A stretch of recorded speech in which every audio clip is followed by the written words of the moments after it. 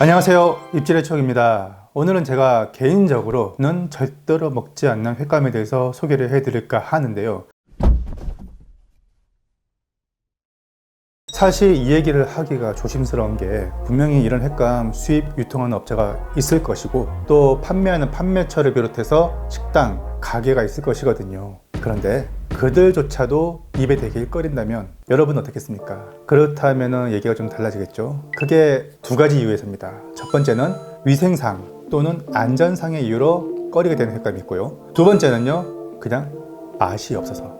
자, 여기서 이제 약간 애매모호한 것이 생기는데, 위생상, 안전상으로 꺼린다? 시약처가 이미 수입 통과는 허가하고 유통을 허용했는데, 그래서 일단은 먹어도 문제가 없는데 이것을 장기적으로 다량으로 섭취를 할 경우에 어떻게 될지는 검증이 되지 않은, 학계에서도 아직 의견이 분분한 것들이 있기는 있어요. 자, 그래서 오해를 하면 안 되는 것이, 제가 지금부터 고르는 횟감 무조건 먹으면 안 돼, 먹으면 큰일 나, 이런 뜻이 아니라 굳이 맛있고 좋은 횟감이 많은데 이런 걸 찾아 먹을 이유는 없다 라는 측면에서 말씀을 드리는 것이니까요, 여러분도 참고만 해주시기 바라면서 자, 오늘 내용 시작하도록 하겠습니다. 자, 첫 번째는요, 장소로 갑니다. 예식장, 뷔페, 비슷한 건데요, 돌잔치. 이들 업체가 제공하는 횟감이 무조건 나쁘다, 안 좋다가 아니라 여기서도 몇몇 품목이 있습니다. 자, 일단 광어나 숭어, 점성어까지 이 정도 제공해주는 업체면 양반이죠. 굉장히 고맙습니다.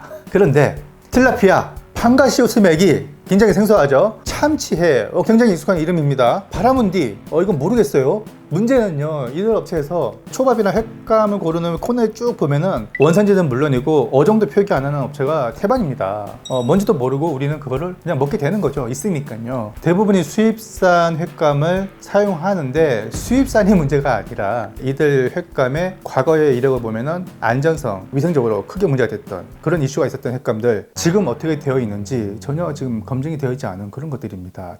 자, 첫 번째가 틸라피아.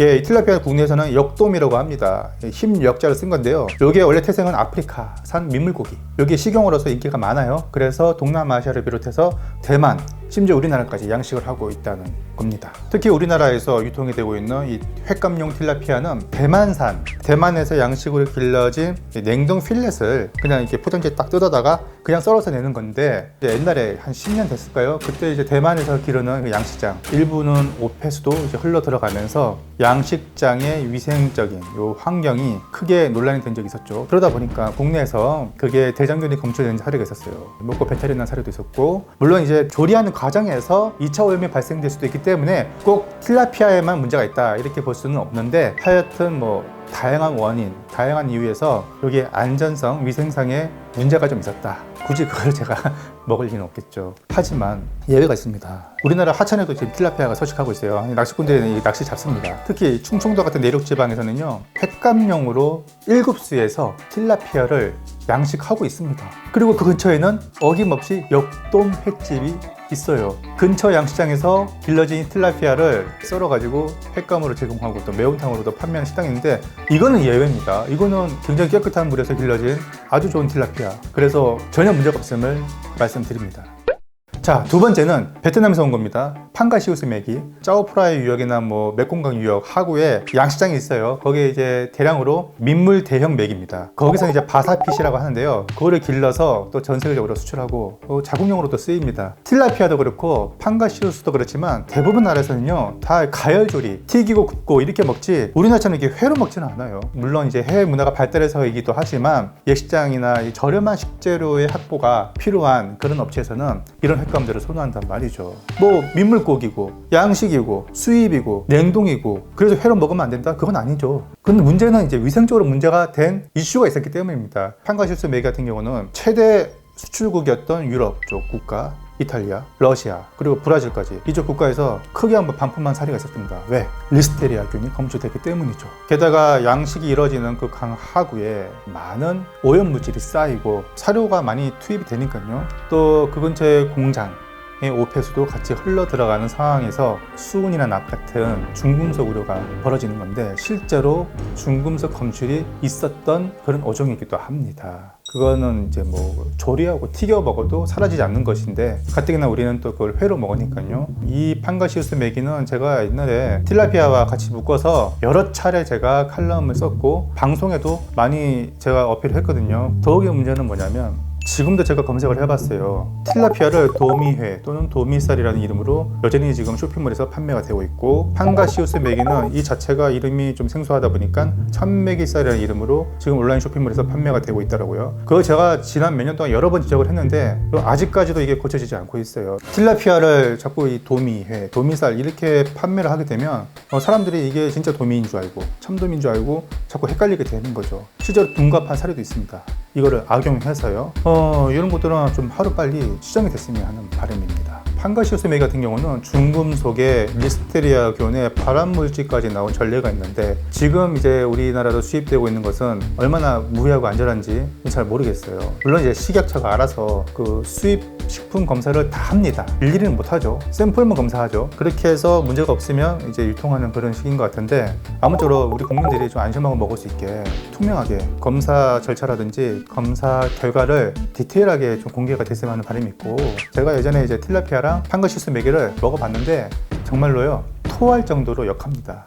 왜냐면 이게 냉동을 해서 필렛으로 가공이 되어야 하기 때문에 유통기간을 상당 부분 견뎌야 합니다. 그러다 보니까 어떤 약품이 들어갔는지 이 생산에서는 날 수 없는 희한한 향이 나더라고요. 근데 그게 좀 역해요. 이거를 우리 결혼식장에서 보면 어르신들이 막 접시에 담아가지고 드시잖아요. 그게 가능한 이유가 이 초고추장에 듬뿍 막 찍어서 드십니다. 이러면은 사실상 이게 약간의 안 좋은 잡내나 무슨 향이 있어도 모르고 드실 수 있어요. 그렇기 때문에 이게 지금까지 통한 것인데, 이 식약처의 뭐 검사, 중금속, 기온 이런 거는 믿는다 치더라도 일단은 맛이 없어요. 그러니까 굳이 안 먹는 거죠. 자, 세 번째는요, 일부 예식장 뷔페에서 제공하고 있는 참치회. 근데 이 참치가 우리가 알고 있는 뭐 참다랑어, 눈다랑어, 황다랑어 이런 게 아니라 흑새치라고 있습니다. 이게 정식 명칭은 녹새치인데 2m 정도 되는 거대한 새치류를 냉동으로 판매가 되고 있죠. 수입입니다. 그리고 전량 자연산이고요. 근데 그렇게 큰 자연산, 최상위 포식자 같은 경우는 중금속이라는 불가피한 문제가 따라 붙을 수밖에 없습니다. 물론 이것도 중금속에 대한 기준치가 마련이 되어 있고, 그 기준치를 넘어서지 않는다면 국내로 유통할 수 있죠. 따라서 식약처의 검사 결과대로라면 우리는 이거 먹어도 되는 거죠. 그런데 그걸 떠나서 이것도 일단 맛이 없어요. 흑새치하고 도새치 같은 경우는 옛날에 한창 유행했던 그 무한리필 참치, 거기서 주로 많이 썼던 식재료죠. 얘네들이 처음부터 맛이 없는 어종은 아니에요. 청새치도 마찬가지지만 잡았을 당시에는 맛이 뛰어난 생선입니다. 그런데 이제 가공이 되고 이 냉동 보관 기간이 오래되면서 변질이 되는 거죠. 그 우리나라에 들어와서 이제 우리 입에 들어갈 때쯤 되면은 맛이 없는 거죠. 저 같은 경우는 굳이 맛있는 회도 있는데 그러는 편입니다.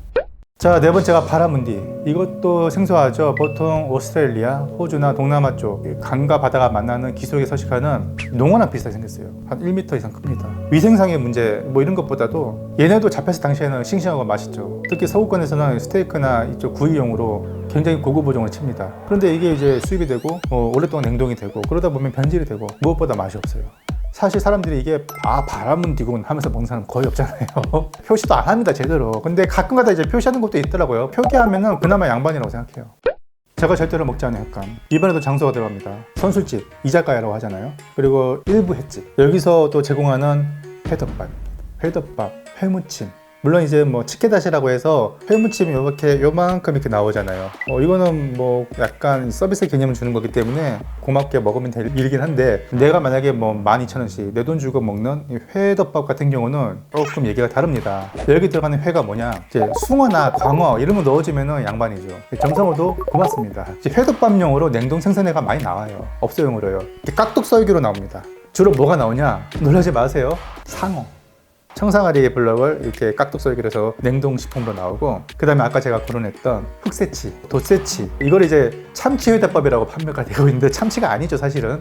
그리고 최악의 경우가 뭐냐, 누가 먹다가 남긴 것을 재활용한 거. 이거는 극히 일부 횟집이 그렇게 하다 접어야 되는 사례가 있었죠. 뭐 여의도에 회덮밥 맛집이 있다, 그러면 모르겠습니다. 그러면 먹는데 굳이 회덮밥을 제 돈 주고 사 먹진 않아요. 제가 안 먹는 회, 근데 이거는 안 먹고 싶다고 해서 안 먹어지는 게 아니라서 더욱 문제입니다. 왜냐하면 둔갑이 되기 때문이죠. 바로 기름치. 기름치 여러분 많이 들어보셨죠? 과거에는요, 백마구로라고 해서 하얀 마구로, 백참치에서 이렇게 횟감으로 썰어져 나왔는데 그게 2012년부터 전량 수입이 금지됐어요. 기름치의 그 기름 성분이 왁스 에스테르라고 하는 성분인데 이게 우리 몸에 들어가면 설사, 복통, 두통까지 부작용을 낳게 됩니다. 그래서 이미 앞서 다른 국가에서는 다 수입을 금지했는데 우리나라는 2012년도에 와서야 수입을 금지시켰습니다. 자, 수입을 금지했으니까 국내에서는 이 기름치를 볼 일이 없을 거 아니냐 하는데요. 2016년에 이 기름치를 대량으로 수입해서 유통하다가 적발된 사범들이 있었습니다. 주로 뭘로 둔갑하느냐? 횟감으로 유통이 되면 이제는 의심을 받을 수 있죠. 그러다 보니까 구워서 냅니다. 메로구이로. 메로구이 하면은 참치집에서 나오는 고급 생선구이잖아요. 그런데 이 기름치와 메로구이가 구워져 나왔을 때 이게 분간하기가 어려워요. 거의 비슷합니다. 그러면서 가격은 메로의 한 5분의 1 가격밖에 안 돼요. 그러니까 차익이 나겠죠. 요걸 또 재가공해서 수출하는 것도 허용한다고 하네요. 제가 알아보니까. 그런데 요거를 이제 식용으로 국내 유통하면 그건 이제 불법인 거죠.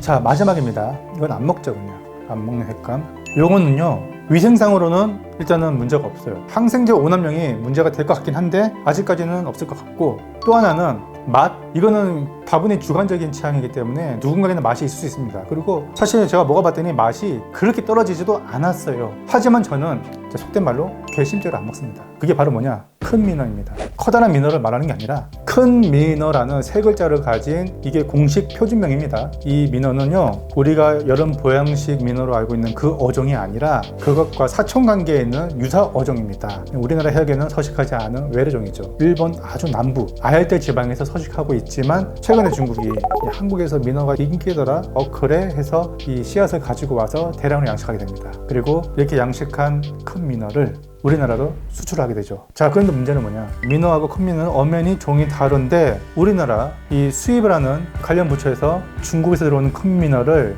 양식 민어라는 이름으로 수입을 하게 됩니다. 그러니까 이것을 유통하는 유통업자, 판매하는 판매처, 시장 전부 양식 민어로 알고 판매가 되고 있는 시점이에요. 자, 그렇게 되면 무슨 문제가 생기냐? 소비자들은요, 아, 이게 민어가 아니구나, 민어와 비슷한 어종이구나 라고 사먹는 게 아니라, 아, 우리가 알고 있는 그 여름 보양식 민어인데 양식도 되네? 아, 양식 민어인데 좀 가격이 싸네? 그래서 사먹게 되는 겁니다. 민어로 알고 먹게 된다는 문제가 있는 거죠.